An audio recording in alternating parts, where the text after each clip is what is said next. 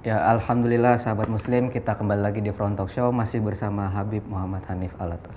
Oke, Bib. Tadi kan setelah kita membahas lebih luarnya lah, luar dari FSI-nya, sekarang kita lebih ke kerucut lagi nih. Apa sih kegiatan rutin dari FSI, baik santri maupun dari kepengurusan?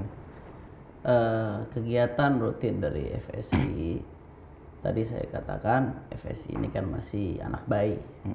Tentunya untuk saat ini kita masih lebih fokus ke pelebaran sayap. Oh, yang tadi. Untuk konsolidasi ke berbagai daerah, membuka cabang-cabang FSI. Adapun ke depannya, kalau untuk yang sudah berjalan saat ini kegiatan rutin, kita punya kegiatan dakwah melalui media sosial. Termasuk kegiatan saya pribadi ke berbagai daerah untuk safari dakwah, itu bisa dikatakan sebagai kegiatan FSI juga, karena saya nggak bisa lepas dari FSI. Untuk secara spesifik, insya Allah kedepannya sesuai dengan bidang-bidang yang ada, karena kita fokus masih pembentukan. Bangun rumah ini masih meletakkan pondasi, masih mulai dari buka lahan, kemudian meletakkan pondasi, baru setelah itu bisa majang-majang yang lain, baru bisa majang lemari, masang AC, baru bisa perabotan-perabotan yang lainnya. Begitu juga FSI. Saat ini kita masih lebih fokus ke pelebaran sayap untuk kegiatan-kegiatan rutinnya sesuai dengan bidang-bidang yang ada di FSI. Kita nanti ke depan akan ada bahsul masail. Kita punya lajnah at-ta'lif wan nashr. Kita pengen, karena selama ini santri mahasiswa itu lebih dikenal produktif. Sedangkan santri kurang produktif. Itu kesan yang banyak menempel di benak masyarakat. Buktinya apa? Yang lebih banyak nulis itu mahasiswa ketimbang santri. Saya bukan berarti menyudutkan mahasiswa dalam hal ini.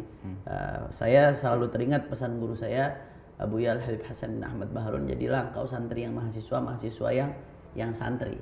Artinya santri tapi tetap punya latar belakang mahasiswa. Mahasiswa tapi nggak lepas dari santri, karena Profesor Dr. Imam Suprayogo, ketua atau rektor, mantan rektor UIN Maulana Malik Ibrahim, yang ada di Malang, beliau pernah mengatakan universitas manapun yang ada di Indonesia, UIN Malik Ibrahim ini UIN terbaik di Indonesia. UIN Malik Ibrahim Malang, UIN terbesar dengan perkembangan tercepat. Wah, pada saat dipegang Bapak Profesor Imam Suprayogo. Pak Imam Suprayogo dalam salah satu pidatonya pernah mengatakan seluruh universitas yang ada di Indonesia, kata dia, belum berhasil mencetak satu orang alim pun, kecuali yang ada andil pesantren di dalamnya. Artinya yang punya background pesantren baru dia bisa jadi orang alim menurut pandangan Profesor Imam Suprayogo. Makanya dia menerapkan dalam kampusnya mahasiswa itu tahun pertama harus nyantri. Ada asrama untuk mahasiswa, diajarin baca kitab, diajarin basic bahasa Arab. Nah, kita kembali ke pembahasan kita. Kita punya lajnah ta'lif wan nashr yang fokus untuk merangsang daripada daya intelektualitas santri sehingga mereka produktif untuk menulis dan untuk mendistribusikan tulisannya. Itulah lajnah ta'lif wan nashr, baik tulisan berbahasa Arab, karena sebetulnya kalau bicara materi yang dipelajari oleh santri itu luar biasa. Kelasnya itu kelas ulama. Maaf kalau untuk dibandingkan dengan kampus-kampus yang ada, saya yakin untuk pelajaran agama pesantren itu lebih dalam, karena detail dan langsung ke referensi aslinya. Makanya kalau di Al Azhar itu katanya kalau pakai buku dokter itu gampang untuk mempelajarinya. Tapi kalau kita, bagaimana dokter itu bisa nulis buku? Mereka pelajari kitab-kitab ulama terdahulu. Jadi artinya dalam hal materi santri ini betul-betul dalam. Hanya saja produktivitasnya perlu dirangsang. Perlu dirangsang sehingga bisa aktif menulis, aktif membuat karya-karya yang bisa mencerdaskan bangsa. Makanya kita bikin lajnah ta'lif wan nashr, itu salah satu kegiatan kita ke depannya. Kemudian kita punya yang namanya bahsul masail. Bahsul masail ini identik sekali dengan dunia pesantren. Saya rasa santri nggak asing lah yang namanya bahsul masail. Kemudian juga kita punya hubungan lintas pesantren. Artinya ke depan kita akan adakan kegiatan-kegiatan yang memang bisa merekatkan hubungan antara pesantren. Karena kan saat ini pesantren banyak yang masing-masing, tapi masing-masing. Bagaimana antar satu pesantren dengan pesantren lainnya, antar santri pesantren A dengan santri pesantren B, hubungan mereka bisa kuat, bisa betul-betul kompak. Nah, itu salah satu daripada tujuan kita, sehingga bisa kembali menghidupkan daripada semangat jihad, ruhul jihad yang ada di jiwa para santri-santri. Oke, terus cara dari FSI sendiri nih untuk merangkul santri-santrinya di tengah kepungan zaman yang semakin modern itu gimana? Kalau cara FSI sendiri ya yang paling mudah ngerangkul pesantrennya. Oke. Ngerangkul pesantrennya. Nah, kita otomatis ketika pesantrennya kita rangkul, santrinya ikut semua. Oke. Yang lebih sulit sebenarnya pertanyaan bagaimana cara bikin anak muda masuk ke pesantren. Meyakinkannya itu ya. Bagaimana cara bikin anak muda masuk ke pesantren di tengah zaman yang modern ini, itu pertanyaan yang lebih sulit. Makanya saat ini kan eksistensi pesantren itu dipertaruhkan. Nah, banyak anak-anak muda kita yang lebih gemar masuk ke sekolah-sekolah yang negeri atau sekolah-sekolah umum yang nggak ada basic agamanya daripada pesantren. Akhirnya jumlah santri di berbagai pesantren banyak yang menurun. Banyak pesantren yang jumlahnya itu menurun drastis, jumlah santrinya. Itu pertanyaan yang lebih sulit. Bagaimana supaya anak muda tertarik untuk menjadi santri? Nah, justru itu tantangan untuk FSI sendiri. Nah, itu ke depan bagaimana kita menampilkan wajah pesantren yang betul-betul bisa menawarkan masa depan yang cerah untuk anak-anak muda, insya Allah taala. Khususnya stigma buruk terkait pesantren, seperti stigma buruk bahwasanya lulusan pesantren itu nanti mau kerja apaan, mau dikasih makan apa anaknya lulusan pesantren. Ya, susah gitu ya. Mau ente mau ngasih makan batu kalau sekolah di pesantren. Kemudian stigma buruk pesantren itu jorok, anak pesantren itu kolot, anak pesantren itu norak, tinggalan zaman. Itu stigma buruk seperti ini harus kita hapuskan di tengah masyarakat. Itu salah satu daripada visi misi FSI. Nah, untuk harapan dari Habib sendiri ini untuk FSI maupun santri-santri yang ada di Indonesia. Untuk santri, saya berharap khususnya di saat ini ya, yang kita tahu sendiri banyak kriminalisasi terhadap ulama, ancaman terhadap umat Islam.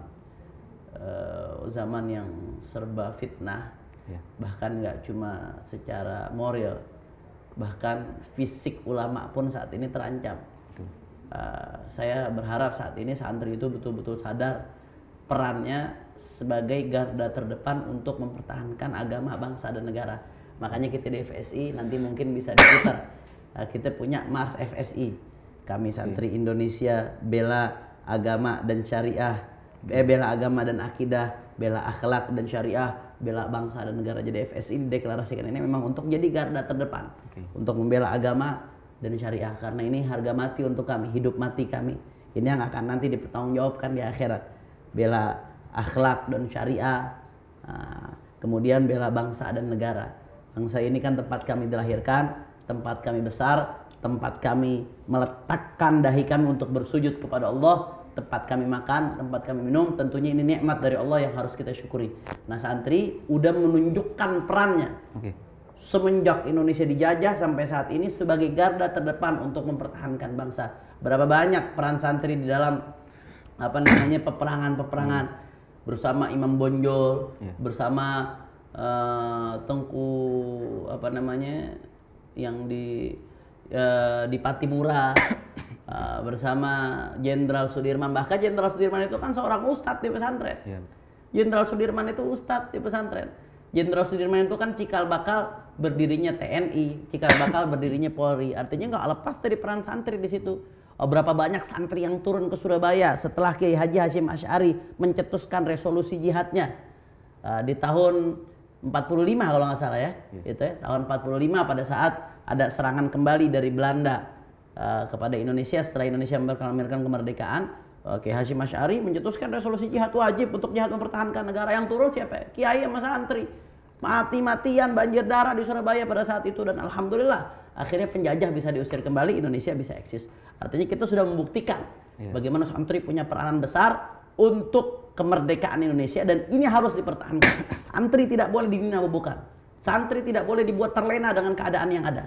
Santri tidak boleh dibuat tidur lelap dengan teknologi yang ada, dengan media sosial, dengan gaya hidup hedonis yang ada saat ini. Nggak boleh. Santri harus tetap ada pada posisinya sebagai garda terdepan untuk bela agama, bela akhlak, bela syariah, bela negara, bela NKRI, dan khususnya untuk bela ulama. Saat ini kan kita lihat ulama kita ada yang dibacok di Jawa Barat, ada yang digebugin, belum lama di Aceh itu imam Baitur Rahman ingin ditusuk.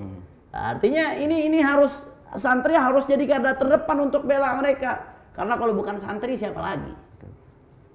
Nggak boleh santri, nggak boleh diam, nggak boleh berpangku tangan terhadap keadaan yang seperti ini. Jadi memang yang dicari. Jadi harus sadar betul posisinya seperti apa. Anak-anak muda yang emang dia mau berjihad dan memperjuangkan agama. Nah, dan emang kitab-kitab yang dipelajari di pesantren itu mengajarkan gitu untuk jihad. Jihad itu hanya aplikasi dari apa yang kita pelajari di pesantren. Di kitab-kitab fikih itu kan ada bab jihad namanya. Nah, terima kasih Habib Muhammad Hanif Alatas. Oke sahabat muslim, terasa kita sudah ada di penghujung acara.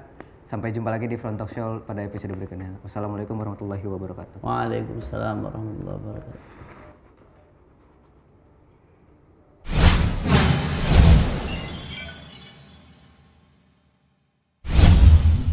حي على